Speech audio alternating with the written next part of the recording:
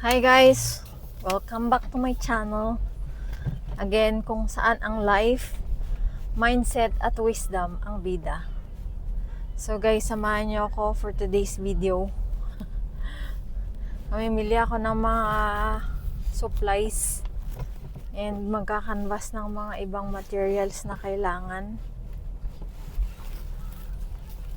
So, naisip ko lang pag-usapan natin today about sa pagiging calm.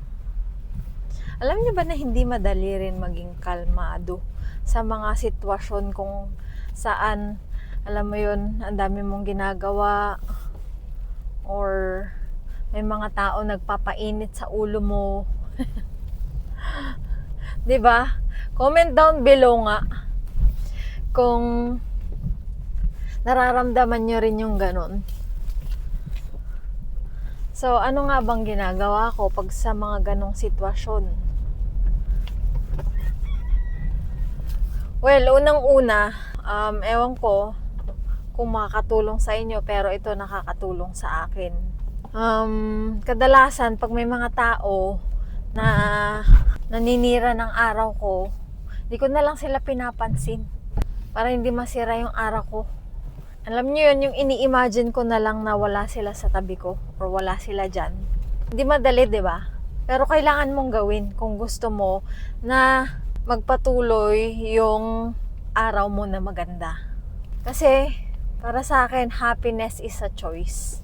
Ikaw ang magde-decide kung gusto mo maging masaya yung araw mo everyday. Ikaw ang magde-decide kung gusto mo na mapasama sa hindi magandang energy ng kung sino man yung mga tao sa paligid. So, paano naman ako nagsistay calm sa mga sitwasyon na ang dami-dami? Siyempre, dahil sa entrepreneur ako, no? May mga times na halo-halo yung mga dapat mong gawin. Tapos, let's say, natatambakan ka ng order, gano'n, mga tao, sabay-saba, yung mga tao, hindi pa masyadong nakikiko-operate lahat, yung gano'n. O kaya may mga bayarin, mga ganun, halo-halo na, sabay-sabay. Ano naman ang ginagawa ko sa mga ganong moments or situation? Ano lang, iniisip ko na susolusyonan ko bawat step. Step by step, kumbaga. Next, tinitignan ko talaga kung ano yung maganda. Katulad niyan, yung mga human resource ko, yung mga team ko. Buti na lang, kahit na nagkakamali sila, iniisip ko, buti na lang nandyan sila para tulungan pa rin ako. Kasi, mas magkakaroon ako ng problema kapag wala sila. 'Di ba? Kaya buti na lang, nandyan sila. Sa ano pa? Buti na lang, ang dami kong ginagawa. Yun. Be grateful sa kung ano yung meron ka. You always have to see the beauty in every situation, ika nga, 'di ba? Kaysa magpa-overwhelm ka, tignan mo na lang ang saya, 'di ba? Isipin mo na lang ang saya-saya kasi ang daming nangyayari sa buhay mo kaysa walang nangyayari. So yun guys, isa yun sa mga ginagawa ko para maging calm ako. Calm. And katulad nun, kapag talagang na-overwhelm na ako, kahit na ano pang ginagawa ko, kahit na gaano pa ako ka-busy, I'll make time na mag-meditate, na tumahimik yung buhay ko kahit na 30 minutes, 20 minutes, 30 minutes, malaking bagay na yun. Ganun ang ginagawa ko. Kayo nga, mag-share nga kayo kung ano yung ginagawa nyo kapag andun kayo sa moment na na-overwhelm kayo or masyadong maraming nangyayari sa life ninyo. And ito rin, nakakatulong to sa akin kapag kinakausap ko kayo, nasisiyahan ako, nag-enjoy ako actually.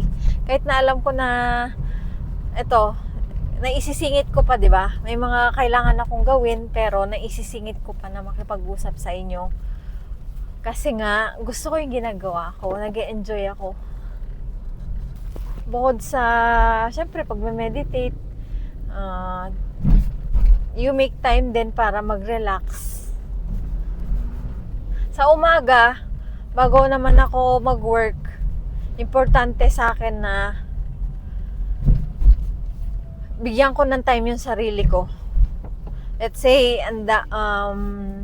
may mga clients na nakikipag-usap umagang-umaga or may mga dapat gawin, meron nang kailangan ipa-deliver, ganyan. I make sure na meron akong time muna para sa sarili ko na mag-shower, ganyan. Kasi yung pag-shower or pagliligo, nakakatulong sa akin para ma-freshen up. Hindi lang yung katawan, pati yung utak.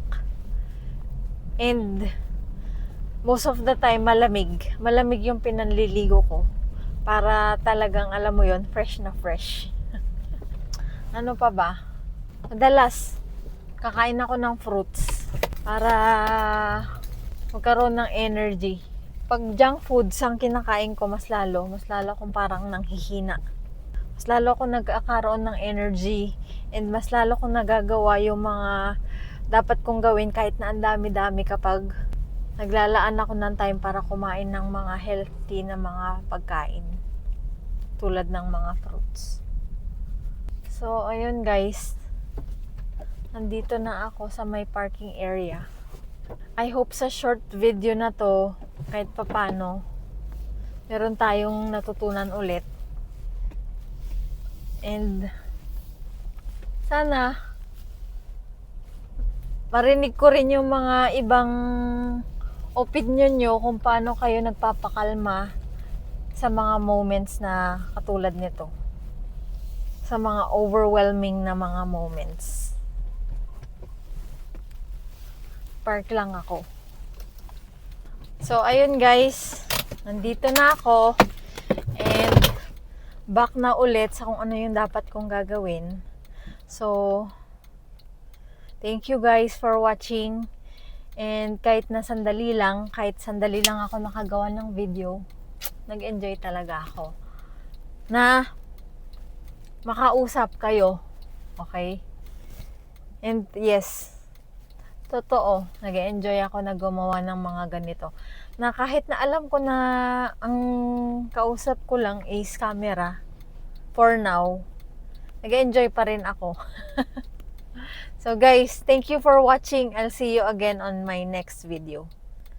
Ingat kayo, bye.